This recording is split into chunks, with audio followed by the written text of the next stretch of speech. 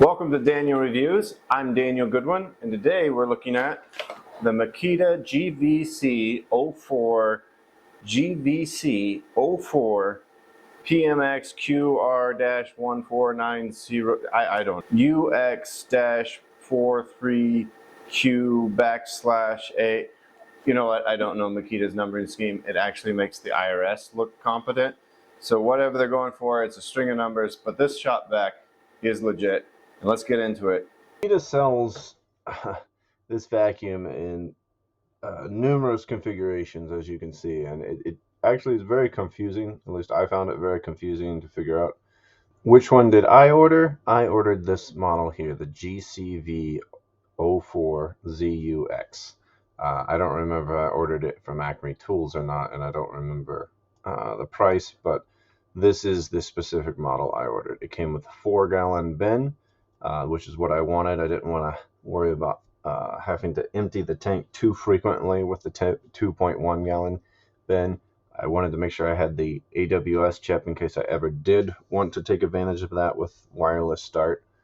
And I figured that the wand is something I could add separately, which I did, and I'll talk about that in a little bit.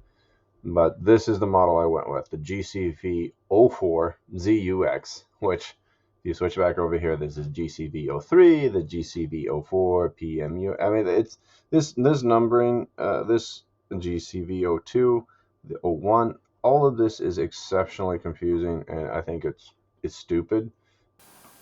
The Makita Shopvac has a bay for two Makita 40-volt batteries. You can tell they're very generously sized in that right now I've got in 2 of the 4 amp-hour batteries, but you could easily see where the newest Makita 8 amp batteries would easily fit in here. There's no problem with room for those, and obviously you get an increased runtime.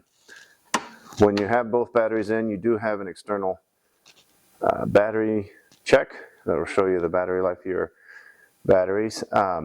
Even though there's 2 bays and it uses 2 batteries, it does not use them concurrently. It only uses 1 battery at a time. That's why you can see that this battery is almost on its last legs, whereas in this one's full battery. Once this is fully depleted, it'll switch over to the other battery and run that out until it's done. You've got basically your suction power here. You can turn it all the way down to minimal to increase your runtime, or you can increase it all the way up to full suction. As far as how much suction is there at the minimal, I don't know if you can. It's decent. I'd say it's closer in equivalence to the Makita 18-volt small little portable vac, maybe a little less than that.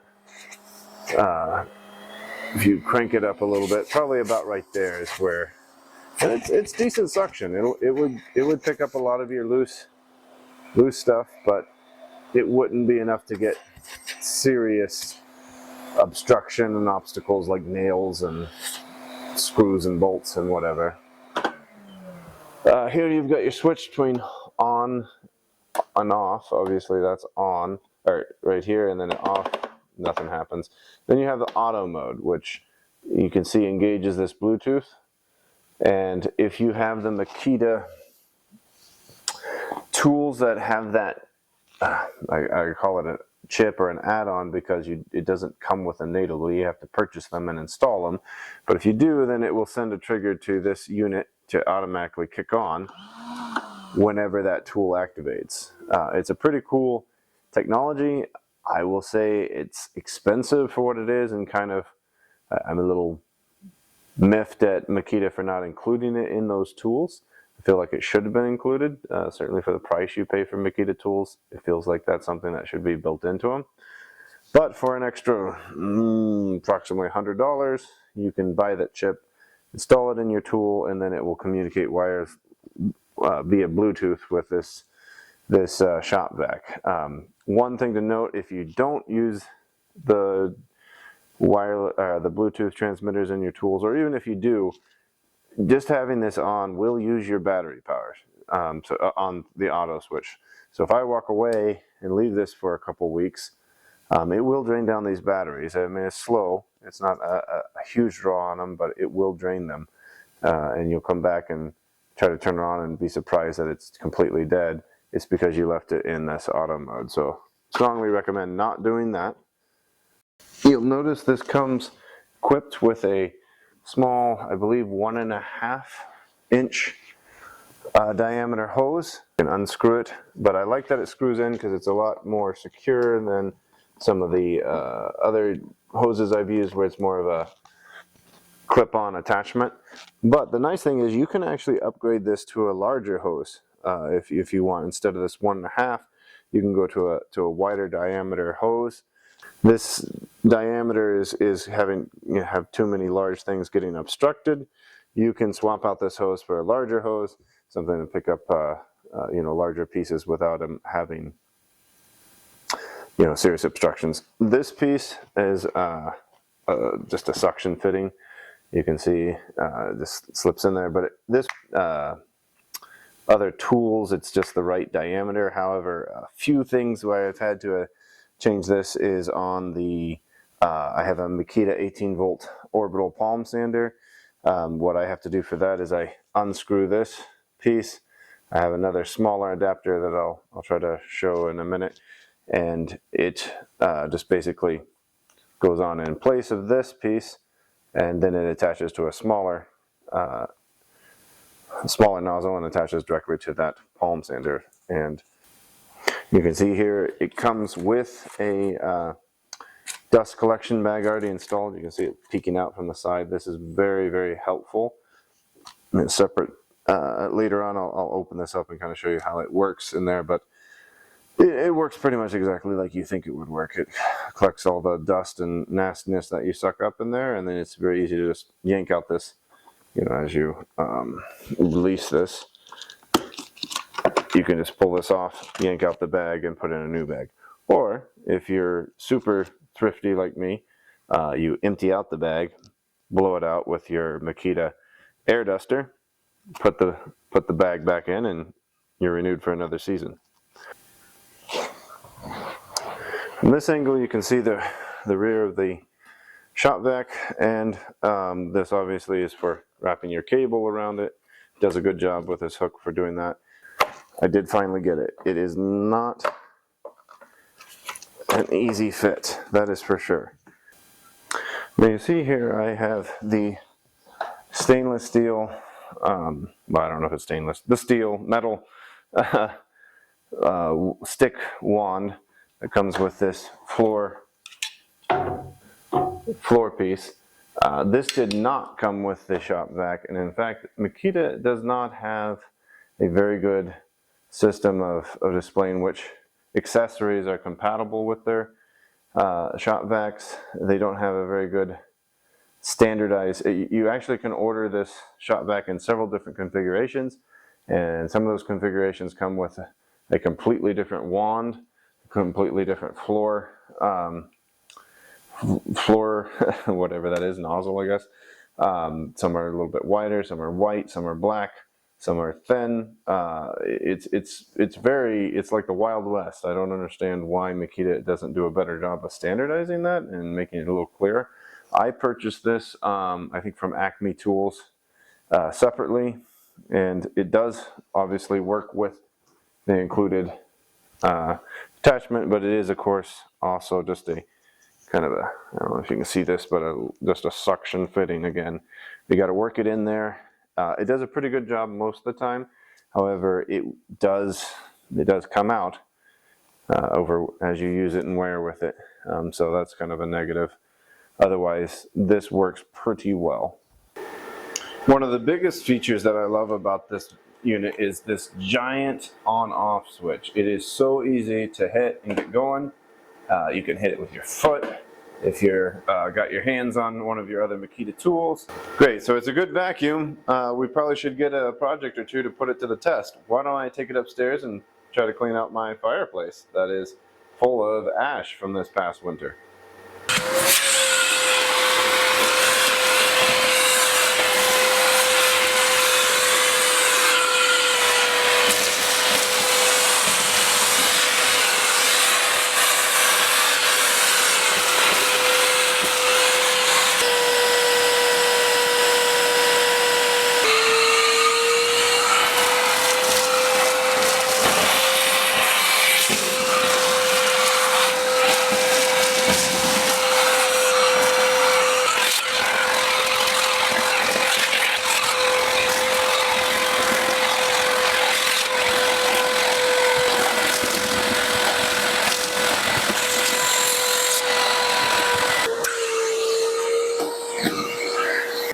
right, let's take a look at the suction power of this vacuum. Those are pretty good sized screws that I've lined up there, and let's just see what happens when we take this on at full suction.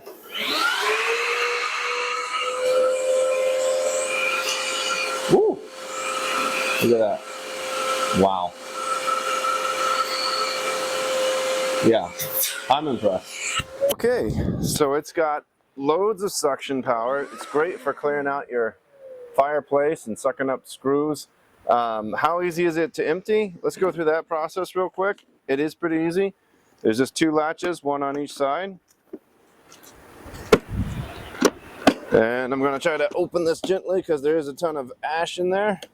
But first you take it off, and if you can see this, you've got your HEPA filter in here, which is why it's so good at taking out the particulate matter and not dumping it back in your air. But we'll take that off, and you'll take a look and see you've got your filter here. We're actually going to just take this whole thing off. All right, there's the nastiness. You can see that. Look at that. Right in there. There's our screws down in there. Right here. The ones we sucked up. Pretty good sized. Right there. And then there's all the nastiness. So you can literally just slide this bag out. Take it and dump it. Put in a fresh bag, and you're back in business. I'll admit I have not priced these bags out. I have no idea what they cost. You probably could use a trash bag. It'd probably be just as good. Gotta be smarter than the bag here. There we go. Yeah, you could probably just use a regular trash bag, to be honest, but we'll go ahead and put one of these official ones in. You kind of want to hook this side underneath that that flap, that ridge, so that it's in place. And then you just kind of fold down the whole rest of it on the outside of the bin so that it fits in there good. And since we got this all apart, I am going to go ahead and take the opportunity to clear out the HEPA filter and clean it up. So we'll video that. All right, it's a little windy today, so we'll see how this goes, but try to get this cleared out.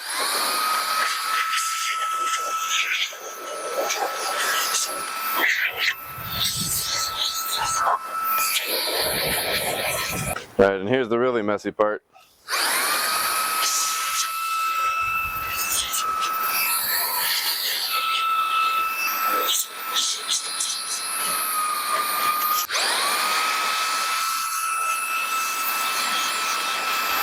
All right, and we'll try to get this all back in there in one piece. So this just kind of fits in there around the lid. You got an arrow here that points the direction. That should be pointing towards the your spigot, or intake, I guess. Probably a better word for that. And then this also has an arrow on there. I don't know if you can see it. Points the right direction. Let's get this leaf out of there. There we go. That all just sits on there. You put the top on, clamp it back in place, and you are ready to go. So, in conclusion, would I recommend the Makita GCV04, whatever, this Shopvac, the XGT 40 volt Shopvac? Yes, I would. It is absolutely as powerful as a corded model. In fact, it probably in a lot of ways exceeded a lot of the corded Shopvacs I've had before. Clearly this one has a HEPA filter in it. It's incredible for suckling particulate matter out, like you saw me do the project where I cleaned out my fireplace. And it did a tremendous job. I've talked about the runtime. With two 4 amp hour batteries, you can get approximately 24 minutes of solid runtime at full suction. If you bump those up to 8 amp hour batteries, you can double it to 48 minutes. And that's quite a bit, especially if you've got a lot of the XGT batteries.